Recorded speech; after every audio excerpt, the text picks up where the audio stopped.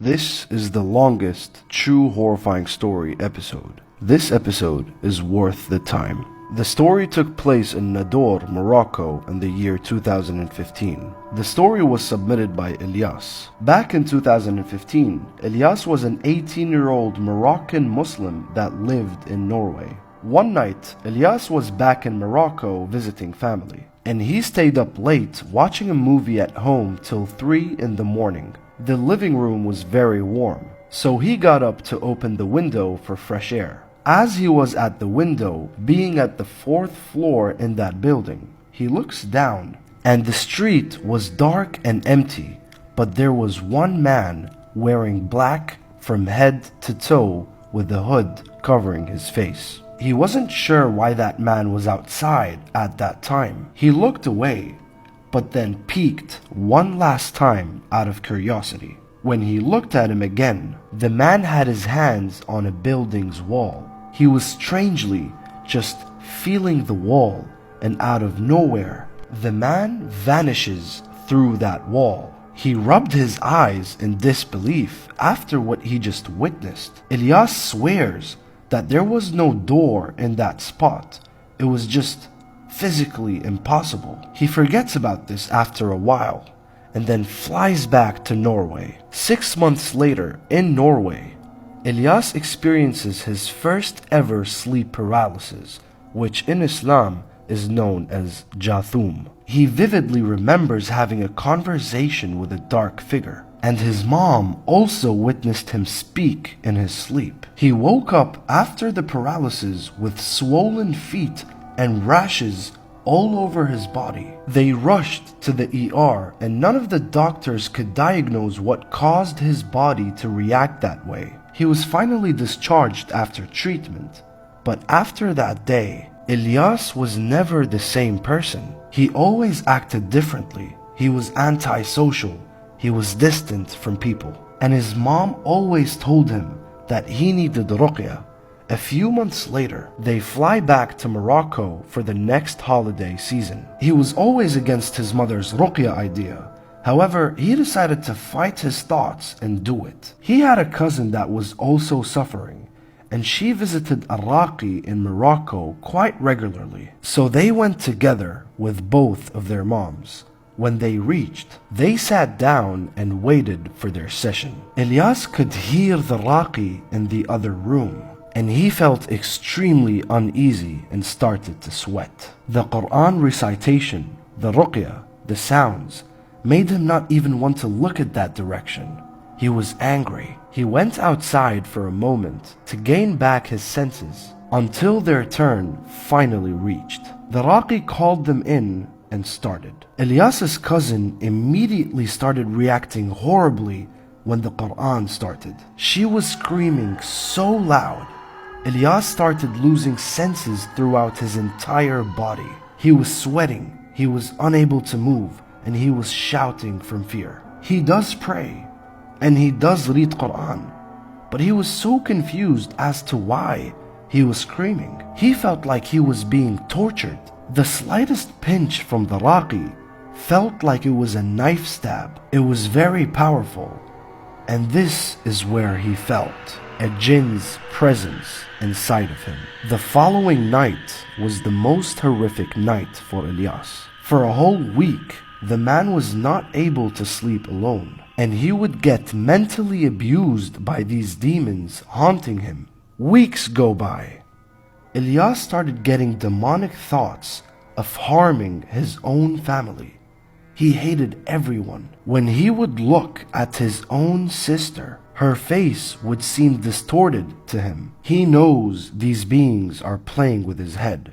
His whole life turned upside down. He would regularly think of harming his own family, but luckily, he never did.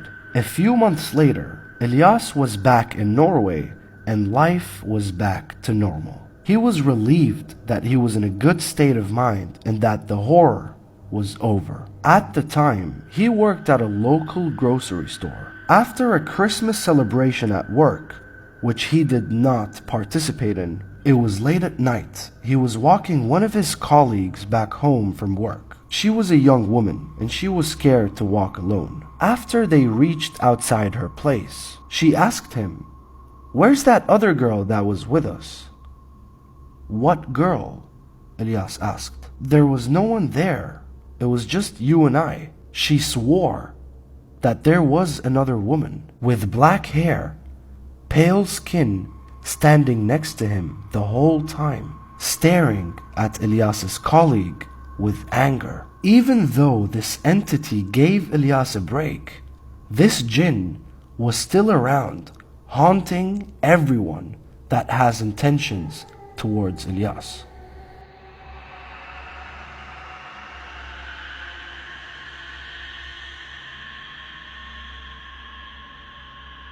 This is a true horrifying story about Ya'juj wa Ma'juj, which are also known as Gog and Magog. In part 37, I explained about who Ya'juj wa Ma'juj really are. If you did not watch part 37, please go watch it before watching this episode. I previously mentioned that you do not need to be a Muslim to believe in Ya'juj wa Ma'juj. They are mentioned in all the sacred texts and all religions. These people are isolated from all civilizations, and they will come out one day, and they will rape, kill, and murder everyone. No army will be able to beat them. Ya'juj wa Ma'juj will be released only after the death of the Dajjal. Prophet Isa alayhi salam, also known as Jesus, will be around when this happens. He will be among us, and he will be notified that there is a qawm, a creation that has been released. Take your people and hide in the mountains of Al-Tur, because you will not be able to beat them. They are too many. They will pass by a lake called Tabariya, and they will drink it all. The last ones who reach the lake will say, "There was water here once upon a time." That's how many they are. They will start fighting and killing everyone until the whole world is conquered. They will shout, "We have killed the inhabitants of the world," but they don't know that Isa and his companions are hiding. "Let us now kill the inhabitants of the skies." They will aim their arrows to the sky and start shooting. Their arrows will return with blood on them, and they will say, "We are now the kings of earth."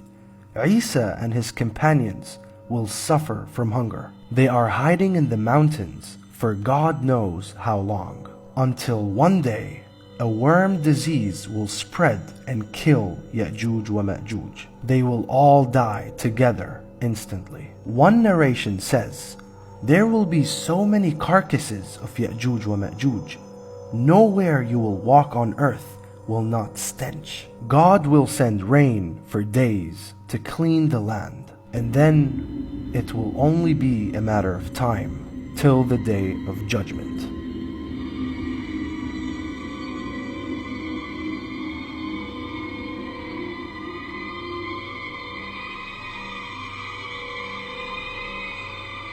This is a true horrifying story of one of the most haunted dolls. This story took place in 2013. A family purchased an Elsa doll from Disney's movie Frozen. The doll recited phrases from the movie Frozen and sang "Let It Go" when a button on its necklace was pressed. For 2 years, it did that in English. In 2015, this doll started alternating between Spanish and English. There wasn't a button that changed these.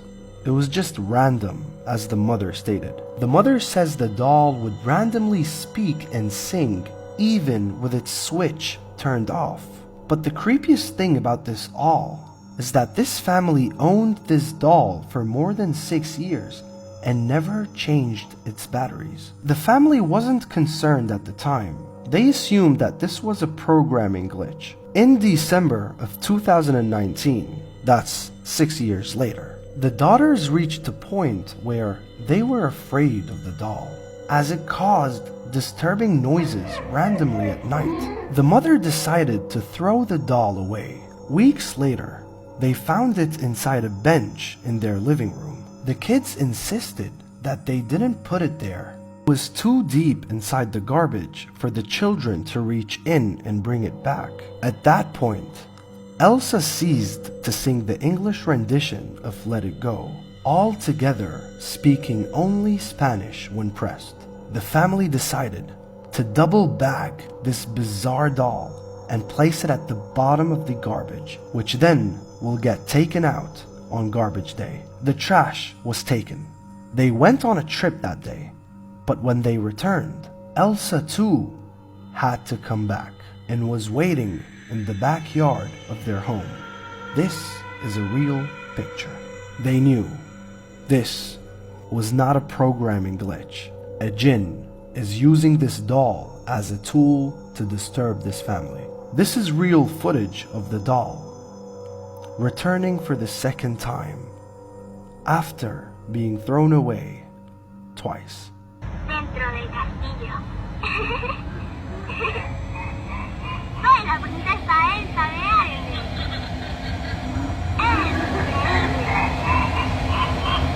Jugamos otra vez. Y el cielo ha brillado un momento.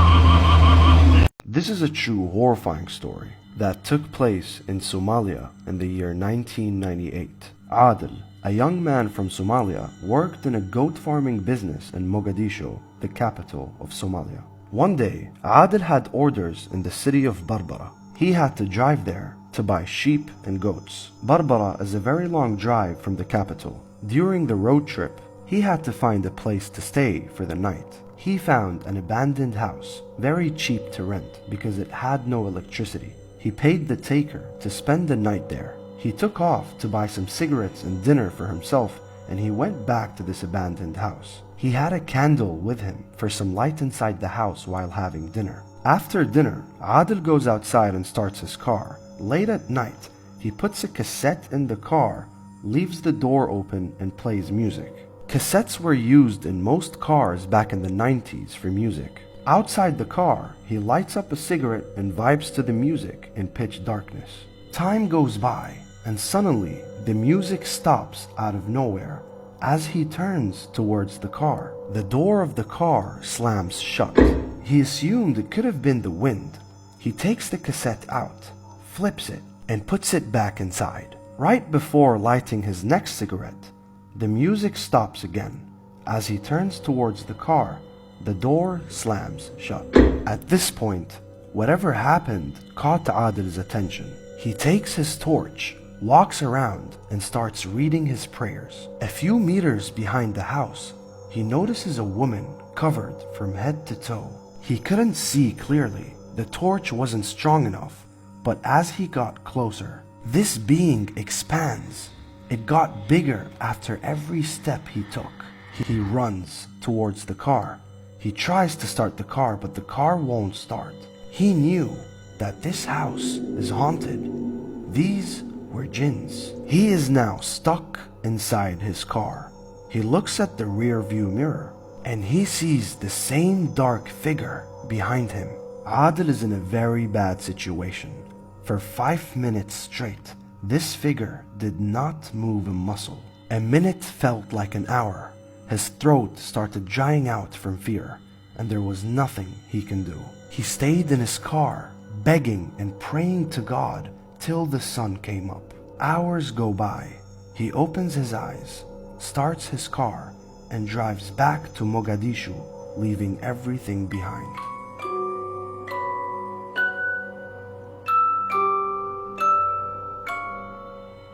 This is a true horrifying story, part 71. In episode 4 and episode 47, I talked about one of the world's most haunted destinations, Al-Qasimi Palace. And just yesterday, I visited this palace. My colleagues from NAS News Arabia and I were trying to get a filming permit in this palace for several weeks, and we finally got it. We took our filming equipment and we visited the palace. This palace was abandoned since 1985, and ever since, no one was able to live here because of the recurrent paranormal events that take place inside. At first, when we reached, we were just messing around, thinking that most of the stories were just rumors. After sunset, visitors were not allowed to visit the palace.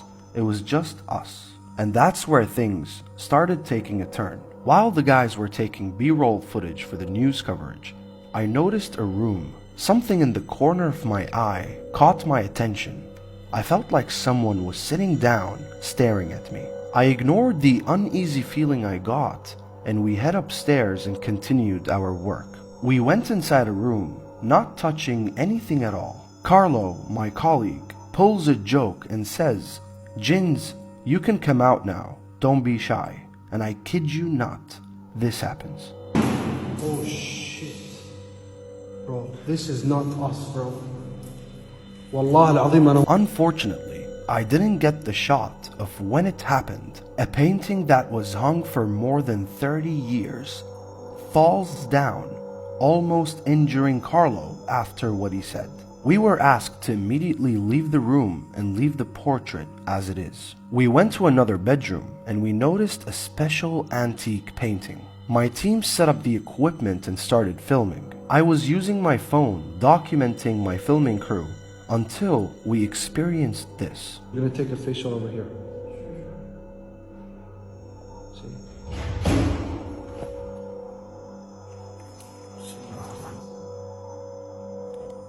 I don't know. The door leads to an empty pantry with no other access. The door was locked, and we were certain that there was no one inside. I kept documenting my filming crew in case it happens again, and as expected, it happens again.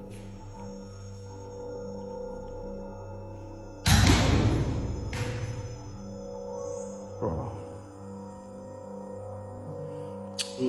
About 20 minutes after this incident, Carlo was not feeling good at all. He felt cold, disturbed, and unwelcomed. Huh?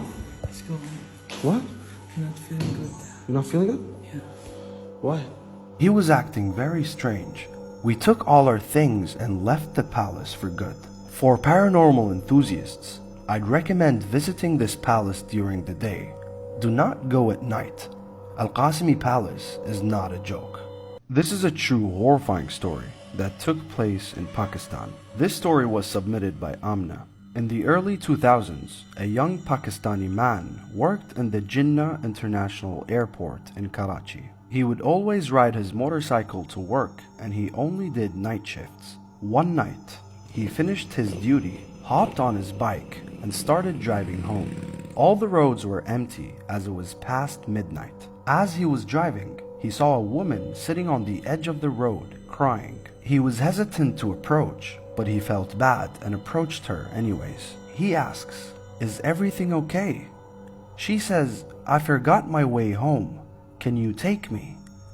He says, "Of course." The woman hops on the back seat of the motorcycle and he starts driving down. The woman in the back seat starts sharing stories to this man. She tells him stories about the Pakistan and India partition in 1947 and how many people suffered and died during that era. And she would tell these stories very vividly, as if she lived back in these times. Moments later, she points at a deserted area on the side of the highway and she says, "This is where I died."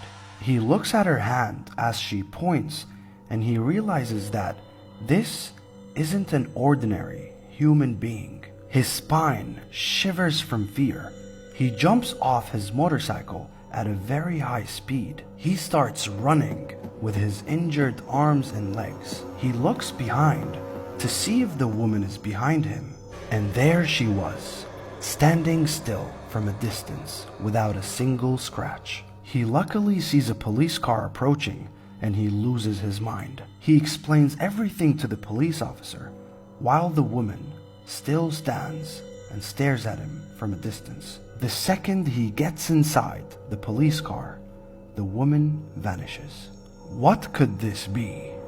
Who is this woman?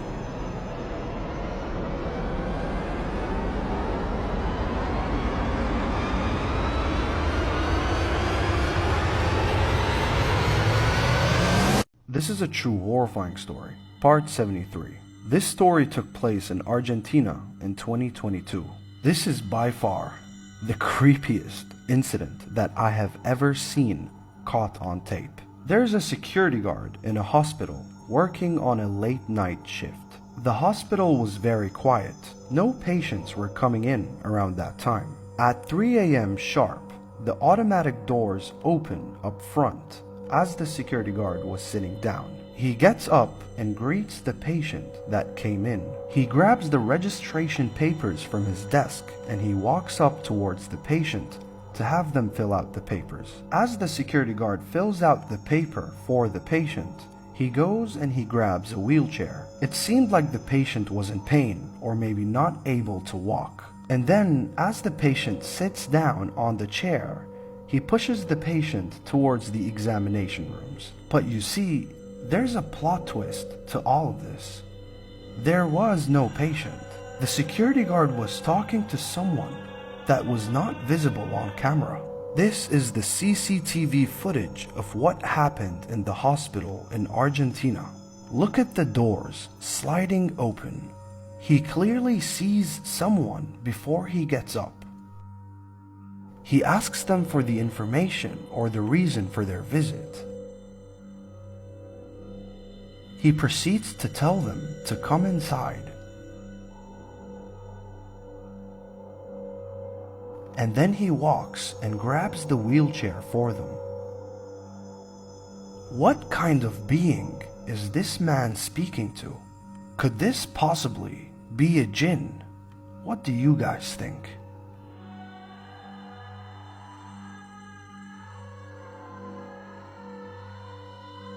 This is a true horrifying story about the red wristband. Before I jump to the story, I want to wish everybody Ramadan Kareem. This story was published by an anonymous author in May 17th of 2008.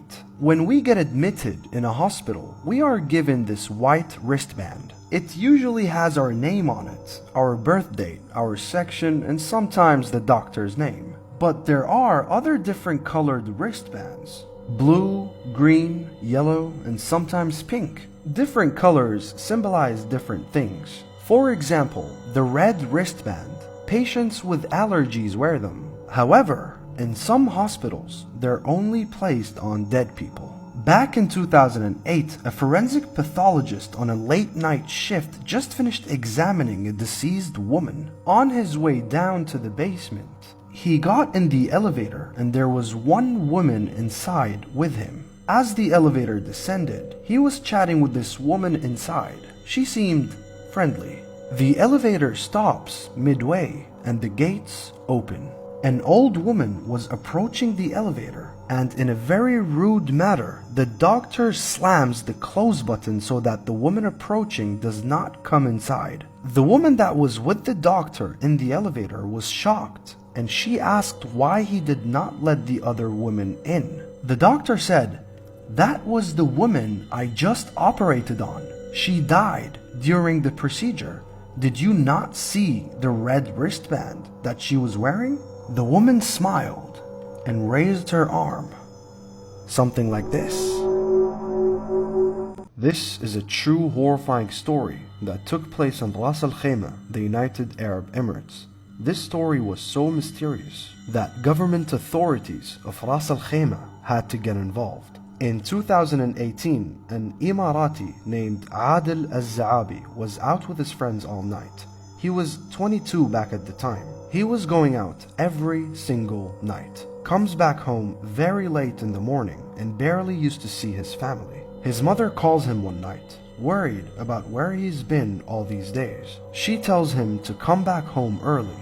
He disrespected his own mother and hangs up the phone. When he reaches home, he sees his mother and she asks him again why he's been gone for days. He cusses at his own mother, yells at her, disrespects her, and goes to his room. He turns on his shower. He locks his toilet door. Midway through his shower, his lights turn off. He starts yelling, thinking someone is playing games with him. In pitch darkness, inside the shower, he feels a grip on his neck. He gets pushed towards the wall, not able to move at all, and he gets whipped on his back multiple times. He tried to yell. He tried to scream. He tried to move. Nothing. Hit after hit. He hears an old man's voice telling him, "How dare you do this to your mother?" Smack. "I will take your life if you do this again." Lash after lash for 2 whole minutes. He unlocks the door, runs for his life, with no clothes on from how feared he was. He begs his mother for forgiveness. The family immediately calls the ambulance. Adil was severely injured and he was bleeding everywhere. I have the real image of his wounds, but TikTok will not allow me to show this graphic content. The police were involved. Detectives were involved. Psychiatrists were also involved. The government was accusing the family of domestic violence. The police searched the whole house. He swore to them that it was not his family. This case took many years to dissolve, but only the mother knows what this thing was. They were jinns that protected her, and they wanted to teach Adil a lesson.